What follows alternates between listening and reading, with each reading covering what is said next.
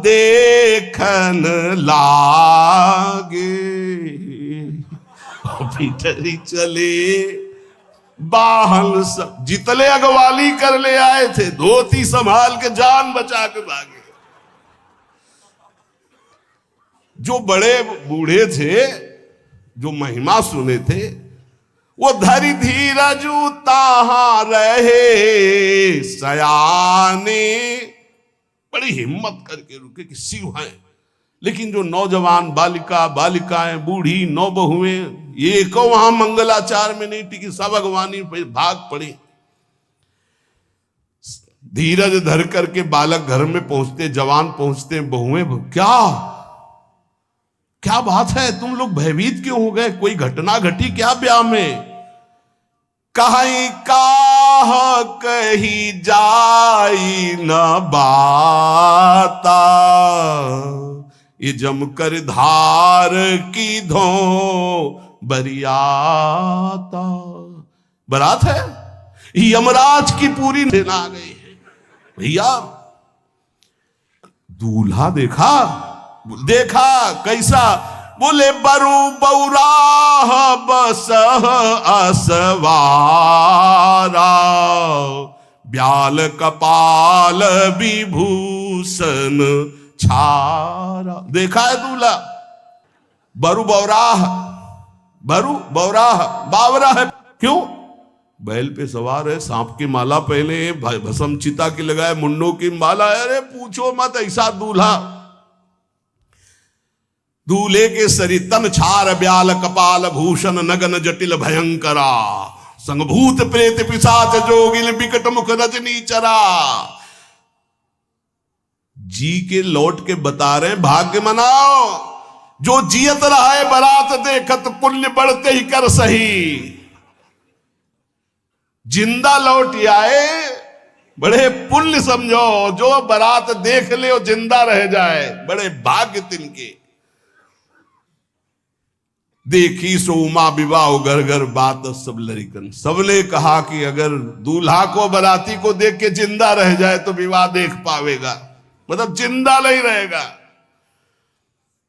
जो बड़े बुजुर्ग थे वो समझा रहे हैं, देखो भगवान शिव हैं, ये उनकी समाज है।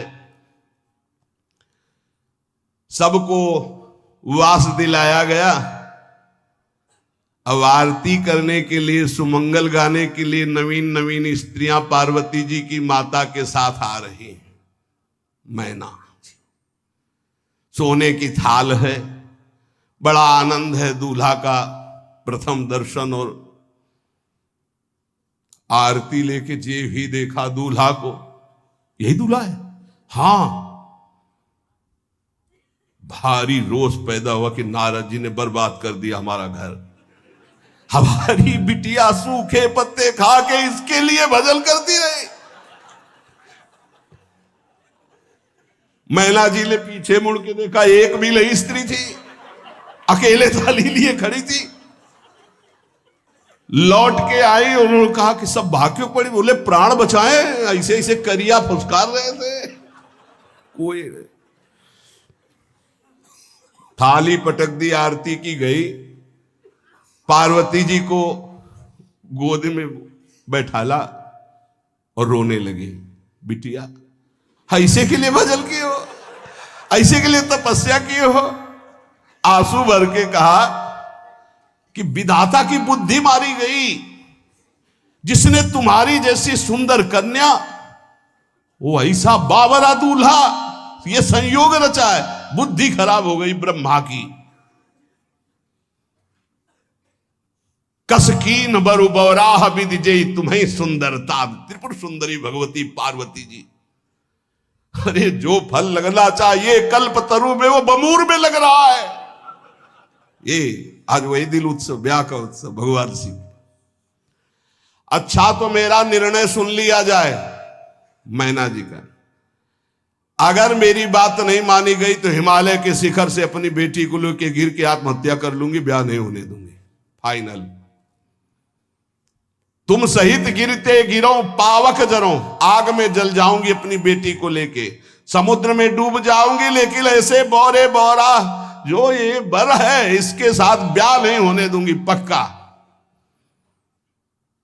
सब रोने लगी मैना जी का आदेश सुनकर।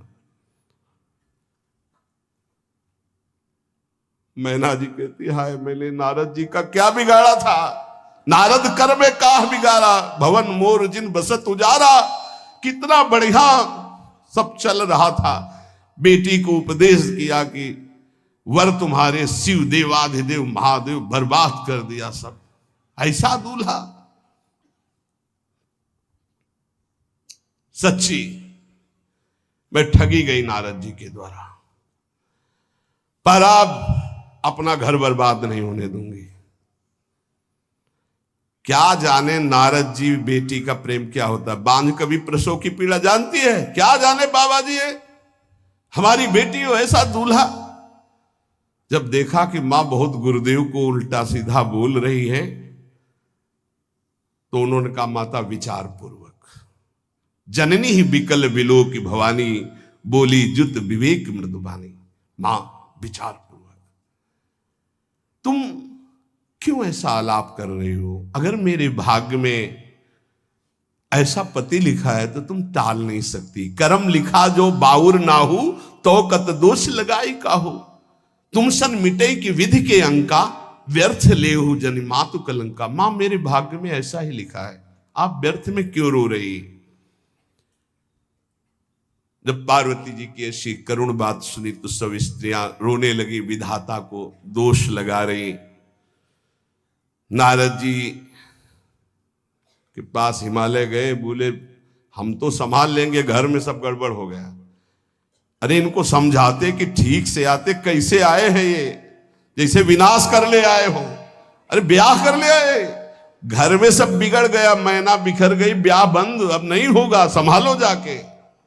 नारद जी गए और जाकर के मैना को कहा देखो ये इनका बाहरी रूप है, ये जो आपके यहां पार्वती के रूप में जन्मी, ये नित्य इनकी अर्धांगिनी सती है, जो यज्ञ भवन में शरीर छोड़ करके आपके यहां जन्मी, ये इनकी नित्य संगिनी है। आप ऐसा शोक मत कीजिए। नारद जी विविध प्रकार से माता को समझाया। इनके द्वारा एक भ्रम हो गया था तो इनको शरीर त्यागना आवश्यक हो गया। जब भगवान श्री राम सिया जी के लिए हे खग हे मृग हे मधुकर श्रेणी, तुम देखी सीता मृग नैनी ऐसा पुकार रहे, तो भगवान शिव ने प्रणाम किया और सती जी के मन में संशय हुआ। सती जी ने सीता वेश धारण किया। जब भगवान शिव ने जाना तो उसी समय त्याग कर दिया था कि अर्धांगिनी रूप में अब कभी स्वीकार नहीं करो, क्योंकि पूज्य माता का रूप आपने धारण किया। तो मूल बात ये थी, इसीलिए योगाग्नि में जाकर शरीर को भस्म कर दिया और आपके यहाँ पार्वती जी के रूप में जन्मी है। जब नारद जी ने बताया कि आप बिल्कुल धैर्य रखिए, भगवान शिव का वैभव आपने देखा नहीं, ये इनका बाहरी रूप है, समझाया मैना को तसल्ली के। बोले अभी दूल्हा रूप आपको दिखाते हैं, आप चुप रहिए। तब मैना के हृदय में कुछ शांति हुई। जितने गांव के नगर के सब लोग थे सबको सूचना पहुंची, डरो मत, भगवान शिव है, ये लीला कर रहे हैं। अभी नारद जी गए और बोले विवाह करना है कि नहीं करना, शंकर जी से कहा। बोले वह आए इसीलिए, बोले ये सब बंद करो आप, ये रूप से विवाह होता है, वह हमारी सारी जो बिचौलिया हमें पीट रहे हैं, हम उधर जाओ तो उधर, ये रूप हटाओ। बोले कौन सा रूप धारण करें, दूल्हा रूप धारण करो।